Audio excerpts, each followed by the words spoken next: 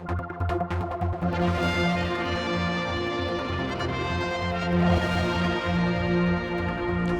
down at Derby Haven, and what a day for this. A bit of beach buddying going on, but I mean, it's amazing, Bill. I mean, we've done you before on other occasions, but it's growing every time. The amount of people here today, you must be very, very proud. Oh, it's fantastic. There's more than 60 here today, Paul, and this is a special day, though. This is Marks & Spencer, and we're getting involved with the MCS Big Beach Clean, which is a nationwide thing just on this day today.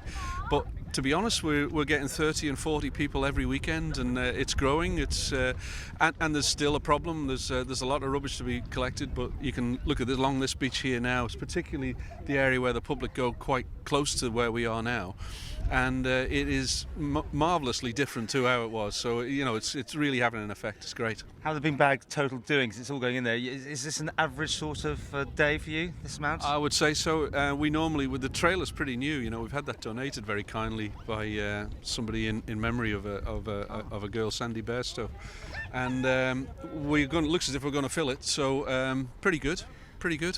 Now, it's turning to a bit of a social event, I think, as well, looking at around here. People are meeting people and making friends as well. They're getting a walk, so it keeps expanding, I should imagine, this sort of thing. Well, you'll see today there's quite a few families out, with some quite small children, so it's nice that we're getting teams to come along, and particularly families, because if the message doesn't get through to children, then it's not going to work. But yeah, it is a social thing, and last week for the first time we actually held a barbecue, and that went down an absolute storm, so I think we'll definitely do that again.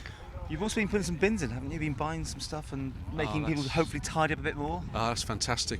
We put the first one out 3 weeks ago at Glenwillan, one of these big large bins with on the side of it you can take a plastic bag, go to the beach, pick up a few items, chuck it in. It was full to the brim yesterday. Wow. So in the space of 3 weeks, but more to the point, go down to the beach now at Glenwillan is immaculate.